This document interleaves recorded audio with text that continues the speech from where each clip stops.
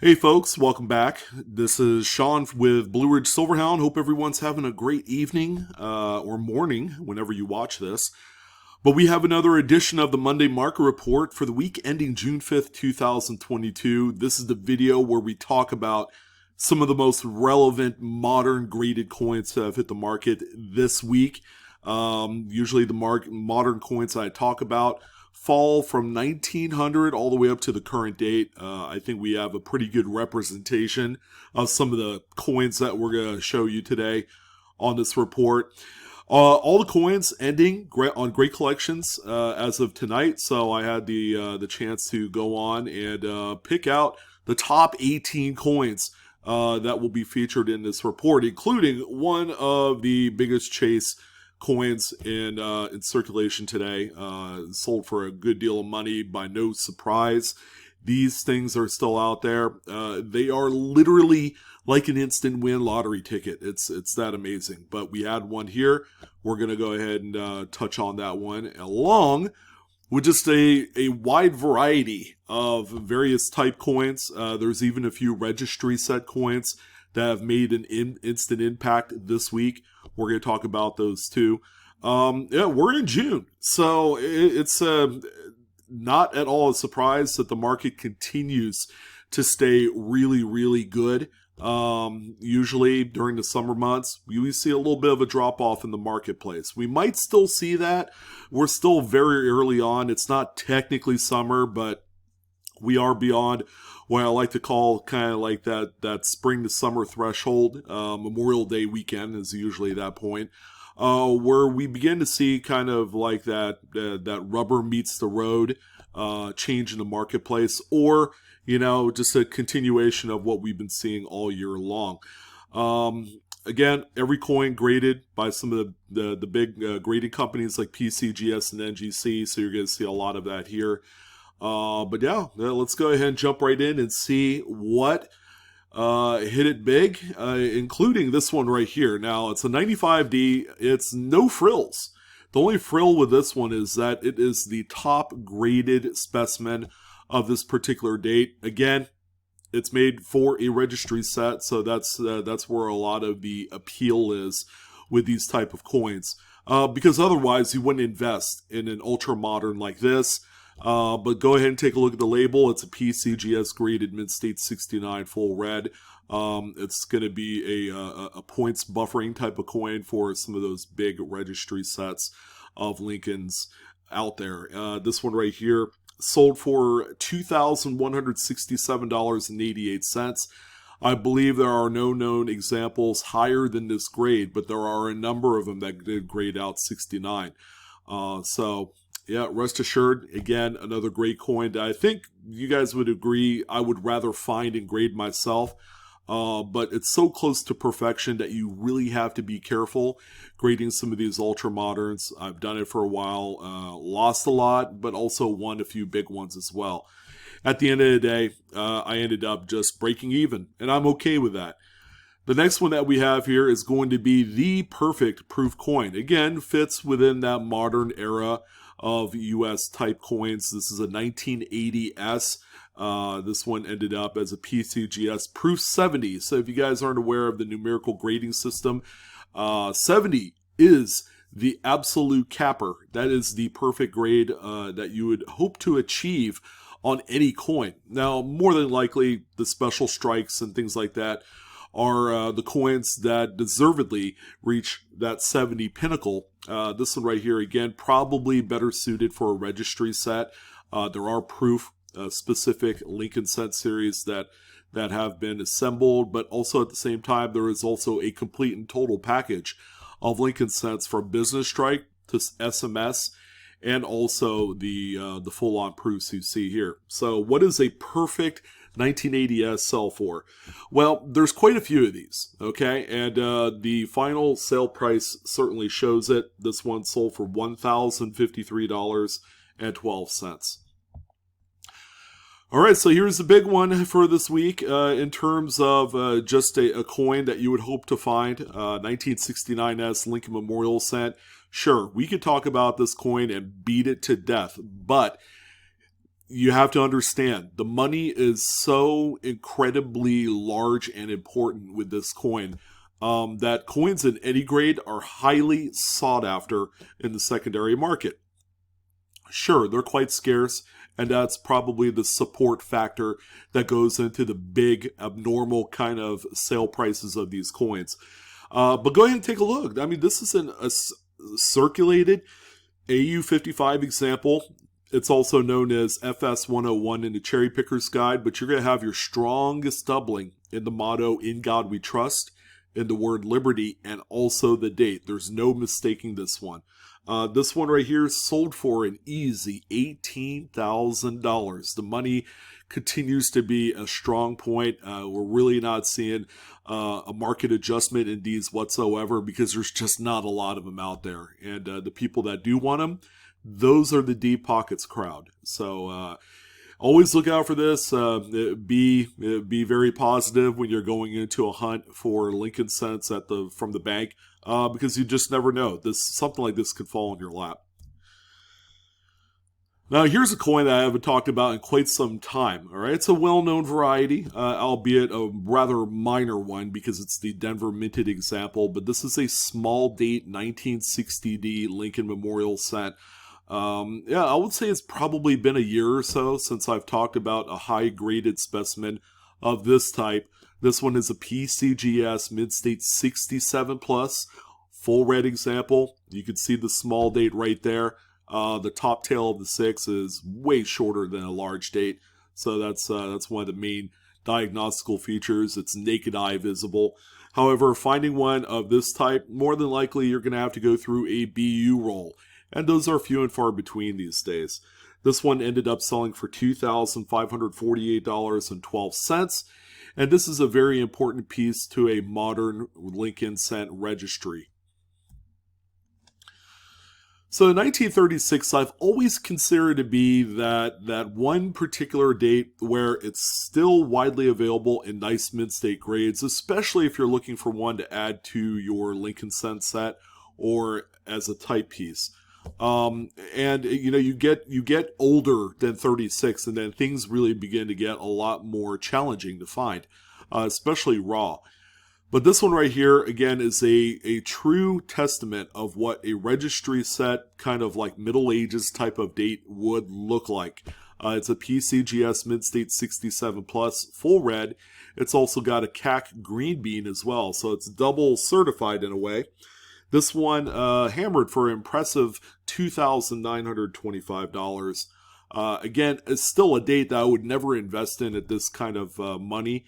Again, it's a coin that I would just rather sell. And if you have something like at this caliber, don't be gun shy about sending it to the graders. But a lot of the newer stuff, I would certainly be a little bit more wary because there's really no safety net in those.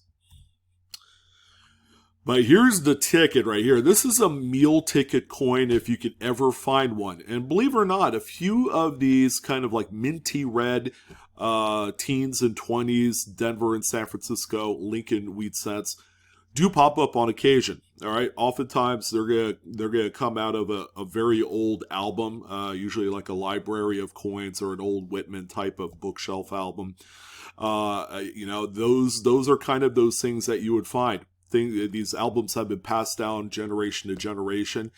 And, you get one collector that's been around the block for a while, especially during, the World War I era and the Great Depression age.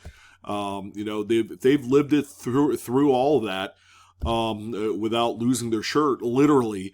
Then, they'll keep a really nice example of some of these dates that you see here. Now, this one right here doesn't really look like, the perfect coin, considering that we, looked at a 1995D that graded in a 69. So there's really no comparison. They're like apples and oranges, two different coins on its appearance. This one is a Mid-State 65 plus full red. It's exactly what you can ask for. It fits in a registry set. It's an investable coin. It can even go into a type set. If your wallet, has that kind of breathing room. This one sold for $6,412.50. By no stretch is this the finest looking coin that I've seen of this date. I've seen a lot better. but those particular coins, sell easily into the 5-figure range. All right, so I guess I should let you guys know that these modern Jefferson Nickels that grade out this high are registry set pieces. All right, that plain and simple. And me personally, I would never dive into grading any of these coins since the year 2000 because, again, there's no safety net. A lot of the coins are generally very well struck, where pretty much all of them have full steps, unless you come across a few of them that have obviously circulated or the little bag marks that obscure the lines going across the steps there on the reverse. But this is a very clean coin. PCGS graded this one as a Mint State 68 full steps. The steps themselves are laser sharp and very precise, exactly what you would expect for these particular modern coins. This one right here, believe it or not, and cover your ears, guys, $1,730.25. Again, not for the faint at heart. If that kind of dollar figure attracts you a lot, you might want to think twice, because you're going to have to submit a lot of nickels. And these newer nickels, the more that grade out at a 68 and higher, it's going to just overall erode the value of all the other subsequent coins before it. It doesn't take much to really change the dynamic of the population report and the values. These things can come crashing down at any time. Now here's a really clean looking 1965 Jefferson Nickel. It's not a business strike. This is actually one of those SMS coins released during its day. SMS stands for Special Mint Set. So a lot of them didn't really come with any sort of cameo frosting or any mirrored fields that you would expect of proof coins during that time. This was more of a hybrid of a proof and business strike coin. So finding one with cameo, which this one clearly has because it says so on the label and you can just see it on the image of the coin, is quite tough. Probably less than 1% of the entire run is actually cameo contrasted of some sort. It's not even deep cameo, so there is that.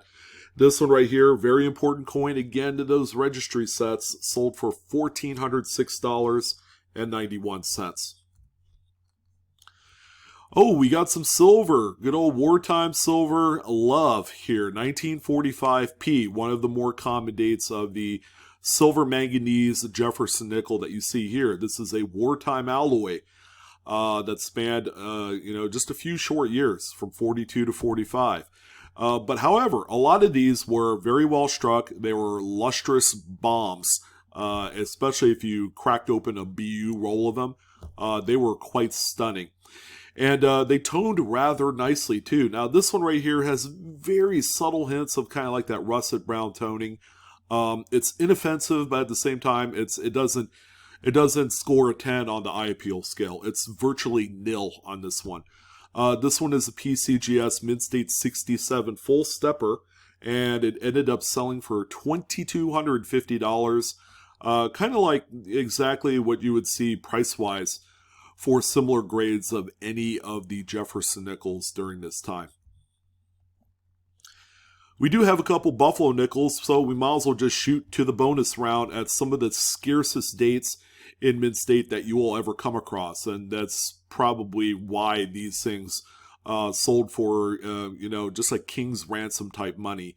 How about 24D, right? I mean, that's one of them right there. Any mid-20s Denver or San Francisco Buffalo higher than Mint State 64 is a rarity. So if you came across one of these, congratulations, enjoy the money. This is a PCGS Mint State 66. This one, I'm going to say that this one is quite lustrous. They're not all like that. It's very well struck. They're not all like that. So this one gets a lot of extra bonus points off of those particular merits. This one sold for $10,055.25. And the same for these, although the teens dated Buffaloes are very well struck and very lustrous in mid-state condition. This one is a Denver, so that's kind of like the quality that you would expect from these coins. This one is a mid-state 65 plus. Looks every bit of it. And again, these Buffalo nickels either are, great type pieces. I mean, if you have the fat wallets, me personally, I don't. I could afford the $50 Buffalo nickel, but, this is for deep pockets type people, obviously.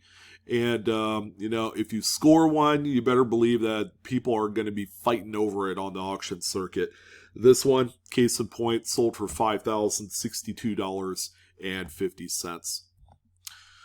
All right, we're on to dimes. We have a few more coins left. All right, so we have 53S. Again, what the heck is this thing doing here? It's got some nice original skin to it, this toning that you see here. Again, it's not super amazing, but, it's the grade that matters, and more than likely it's a Roosevelt Dime Registry coin. This one just so happens to be a Mid-State 68 full bands, so it's got the nice full bands that go across. These pictures hardly do it justice because of the toning obscuring some of those devices. I'm willing to bet in hand it's like lights out, But this one right here did score a pretty easy win on the auction block at $3,499.88. Now, the two Mercury Dimes are some of my favorites this week. They're both 38s. So let's go ahead and talk about the 38S you see here, which, you can't really say nothing negative about the toning. It's beautiful.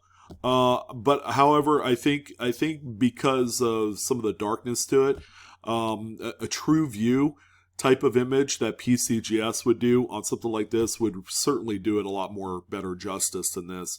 Although Great Collections does a stand-up job with its photography. I just want to see this thing with all sorts of light flooded onto it, with that the magentas and the golds and the rose color just kind of popping through on the reverse. You got some mossy green in there. It truly is an artistic example, and it's super original too. How about Mid-State 68 full bands? Quite a tough grade for an S-minted 30s Mercury. This one sold for, get this is going to drive you nuts, $9,999.99. Talk about a price tag that you would see on a used car lot.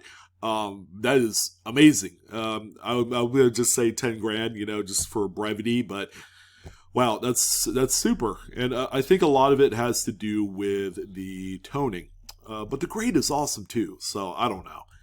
And same with this one. This is the Philadelphia Minted 38. All right, a lot of the toning is isolated on the obverse on this one. Again, it's not inoffensive or anything like that. It's a rather pleasing coin. And for those of you that are kind of triggered by toned coins where you want to dip these, you might want to reconsider. This one right here is a 66 full bands. So not a 68 like the previous example, but this one ain't bad itself. It's also got a green CAC sticker. This one sold for $3,492. If you would dip it, it would probably cut the value by a third, or 2/3. So this thing will be like $1,000 coin. But it has to knock it out of the park with a grade. All right. And this one's as a 66. The toning, obviously, really supported and leveraged the price of this one. All right, a few quarters. How about 56D? Just a overall garden variety, incredibly common. I mean, this date, any day of the 50s, pretty much is one that you come across in pretty good volumes at local coin shops. You ever look at their dealer case, or they whip out a double row red box and they show you. You come across a lot of BU 50s Washington quarters, and oftentimes you can pick them up for a song and a dance. However, this one right here is a stunner. All right, a little bit of toning, not my personal favorite. Some yellows, some russet browns in there, nothing too crazy. This is a PCGS Mid-State 67 Plus. Registry set coin here. It's also got a CAC green bean, so they agreed with that particular grade. This one sold for $3,800.25. So that's a $3,800 profit on that one. So here's a 43D. It's got some nice original toning on the obverse. Again, It's a rather commonality to find these in mid-state condition if you need one for a Washington quarter set. Not guaranteeing that's going to be a 67 plus like you see here, but this has got registry set written all over it. It's CAC green beaned as well. This one ended up selling for $1,518.75. Much like its Jefferson Nickel brethren, these are quite easy to find. The early kind of like wartime 40s Washington quarters always come up very choice gem out there. And, finding one in a 67 or higher is really not all that difficult, on the auction circuit. We're going to close it out on two absolutely magnificent Walking Liberty half dollars. How about a 36S? Yeah, this thing is dynamite. I love coins that are as original and wholesome as this without getting too crazy on like the toning aspect of it. And I think you guys will appreciate this one. Is a mid-state 66 plus CAC green bean, tough San Francisco dated coin, might I add, for the grade. This one sold for $6,168.38. This one appeals to all crowds, from investors to coin purist collectors, registry set people, you name it.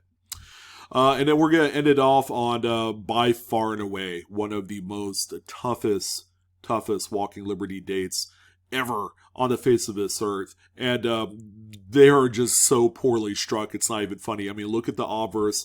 This area right here where Lady Liberty has her hand draped across her midsection with, all that stuff. It's very flat, man. That thing is like a washboard.